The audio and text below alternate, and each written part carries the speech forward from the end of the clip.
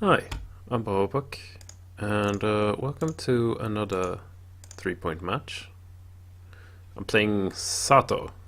Uh, don't know what that refers to. Doesn't matter.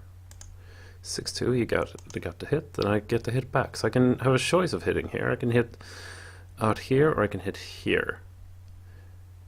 If I hit here, then of course this blot is a better blot, but I kind of like this because I'm heading the race, so I'm playing a little bit more safe, a little more secure. So this double 3 is interesting. He opted to make the barn split. Now he's under a lot of fire here, so I'm not too certain about this. This is just one of the rolls that would have pointed on him. So the ace deuce.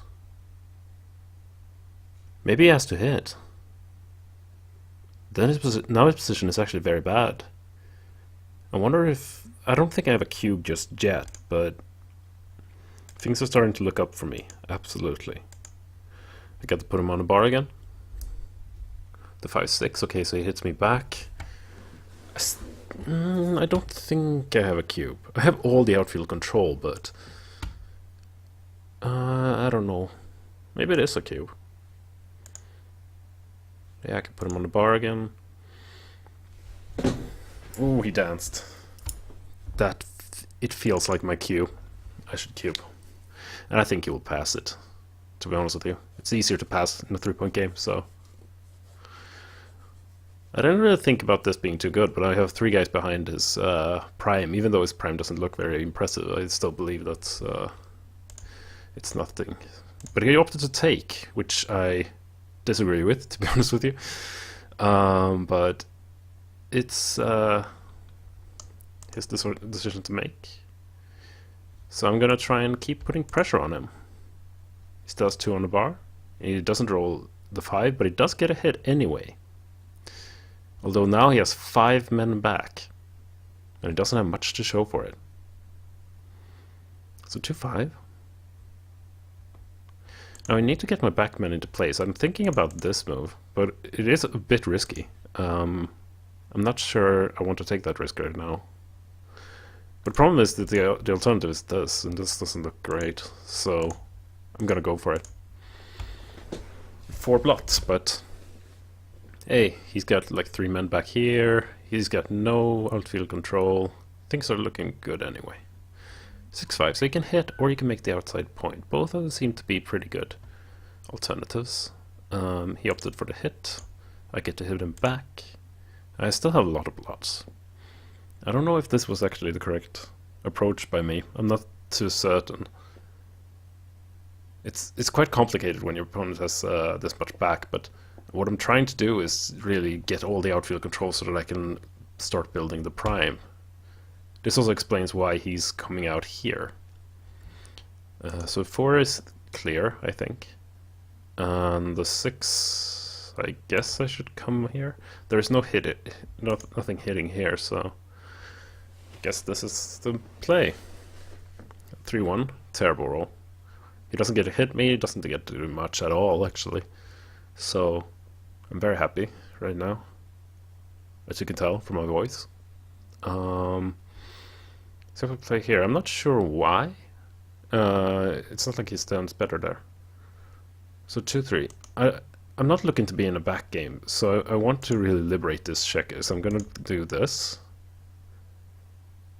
Once again, I'm trying to get outfield control. 4-3. That's a number that points on me. There weren't that many numbers like that, but he found them. So 4-3. Not a bad roll. But I really want the 5 points, so I'm just gonna... I could play this, actually. But I really don't like putting a spare there. So I'm gonna do this. I'm not sure about it, but... hey, it worked out. So with the double 5, he should come off the back game. He should really make the 13, have that midpoint. I don't agree with this play. So I get to hit and come out. Or hit and come out and make the point. Very good roll. The reason I disagree with this is that my goal right now is to come out, and he's really making that easy for me. There's an argument to be made for this, right? No, I don't think so. I'm just gonna do this. I have all the control. My opponent is really struggling here.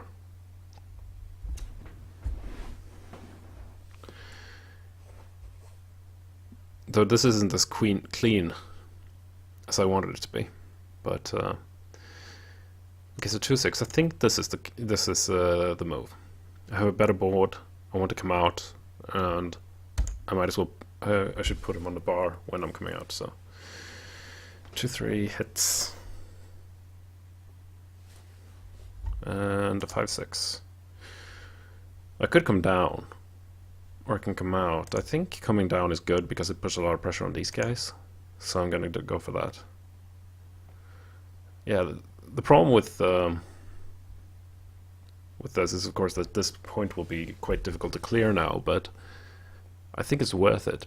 This double 4 doesn't do much for him. I think he should come around with this guy and go here. And then I got all the pressure going on these two blots right here. 6 deuce. What did he do? Did he do a switch? What on earth is that? Well, now I have a strong board, so I'm gonna put 2 on the bar. And it worked out. 2-1. I'm just going for gammon here. I have no idea what the switch was. Like, you really didn't need to go for this. I'm gonna try and cover this point so I can get a gammon. Oh, that sucks. But anyway, it doesn't really matter much because he really doesn't have a board anymore. He just gave away his board for no reason. I don't understand it at all. I guess he thought that he needed to keep this point, but I mean, this point is so much more important because there's so much contact still in the game. Wow, 1, 2, 3, 4. That's a very good roll, though. That is a very good roll. Double 3. 1, 2, 3, 4. Got a long shot. Double 3 again. Okay, so let's put that guy on the bar. 3, and I think I should come out.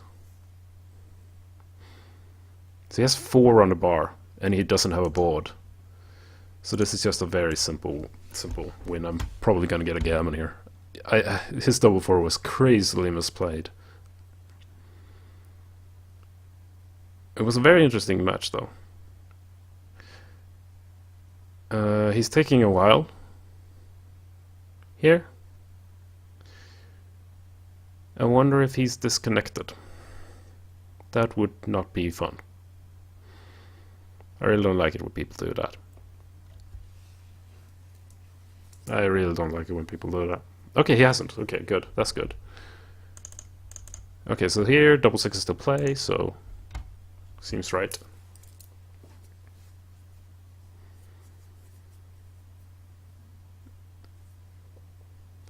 I have a feeling that this guy... Okay, he might have connection issues. I'm not gonna take that away from it. It might be connection issues, but it feels like he's slow playing just to waste time, which is not fun. So 2-4. So I'm gonna play it like this, I think. This now double 6 is still play.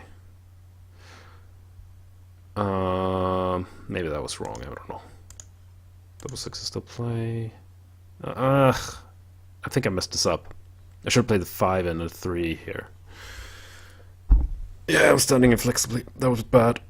But it doesn't matter much. If he would roll, that would be nice. Okay, so the 5-1 was good.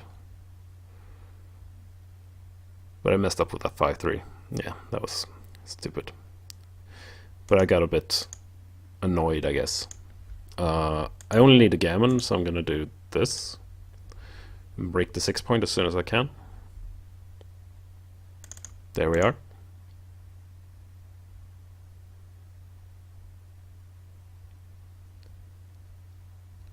And I'm sure he'll roll soon enough.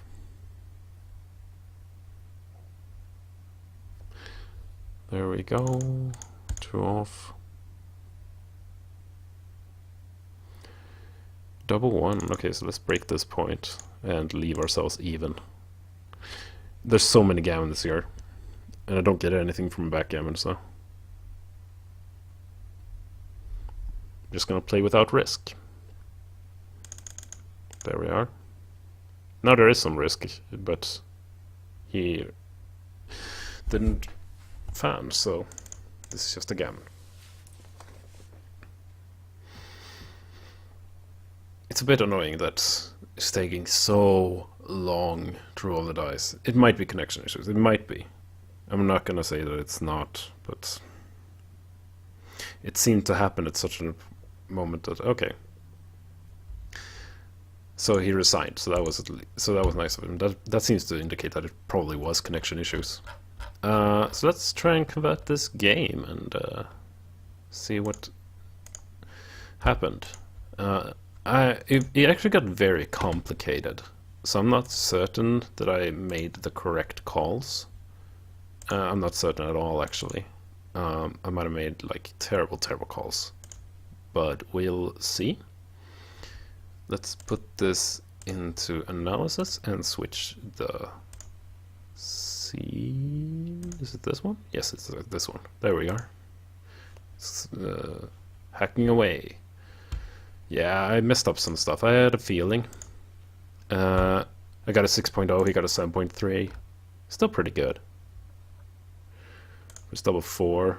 I really don't know what he was up to there. So let's just see what happened.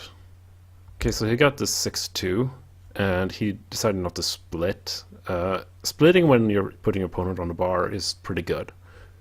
I can understand 6-2 being down just to play for the priming game, but I'm not very front heavy, so it doesn't really make much sense. And this double 3, I had a feeling that this was bad. Yeah, he should just come out and hit. That's the best play. That makes a lot of sense. The way he played it, with splitting and coming down, he just puts me in this position, you know, where I can point him with a lot. But I shouldn't actually have pointed on him here. It was a slightly dubious. It was better to make the 5 point. I think the reason for that is that I'm behind in the race. And he has 3 guys back.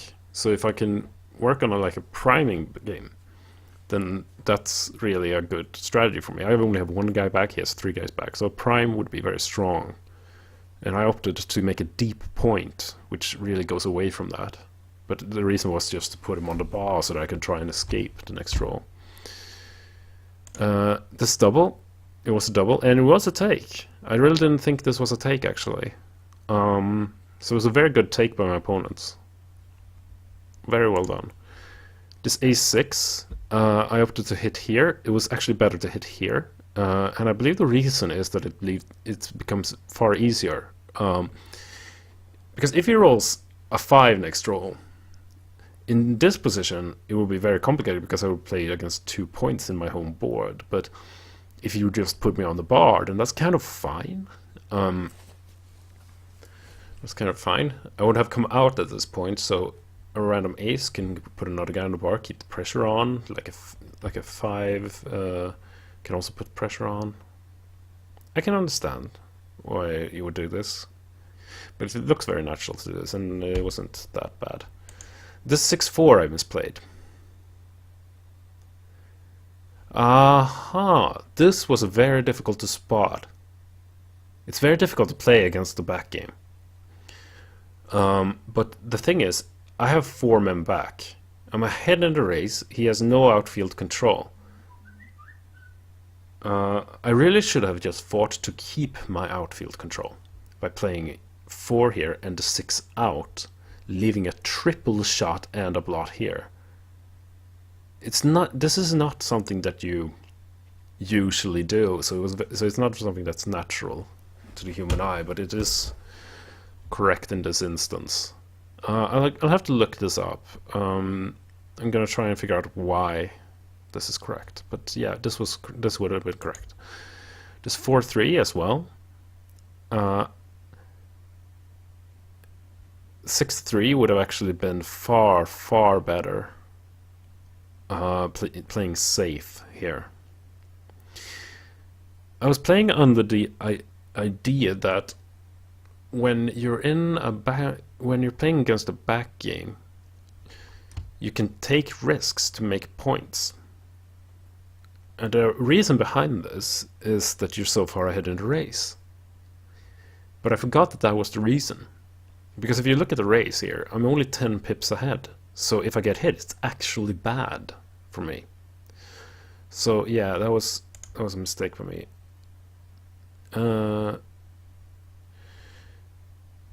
Then he had this double 4 here. Which, yeah, this was a huge error. And this was an error that's very easy to spot for a human being. You need the 6 point, because otherwise I'm just gonna attack, you know? Like with the 6-2, I just put 2 guys on the bar. It was because I have nothing to fear here. That's very important.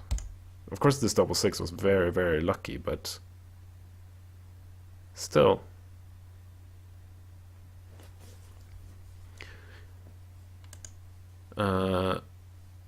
This double 3, I opted to hit on the 7. The engine actually likes to switch here, and the reason is that you don't want your opponent to come out with a random ace and have a good chance here. I can see that. I didn't really think about it, to be perfectly frank, but yeah, I can see why that would be the case. Other than that, it wasn't that much. This 6-4, that was really, really super difficult. I don't know how many people would have actually spotted that you're supposed to come out here, leaving it a triple shot. It's not the move that comes to mind the first, let's just say. And this 4-3 was bad though. This 4-3 was very bad. I need to learn this, that taking risks like this to make points that you want is good when you're way ahead in the race and you don't lose much by getting hit. But here, getting hit would have been bad, so it was very, very stupid to take this risk.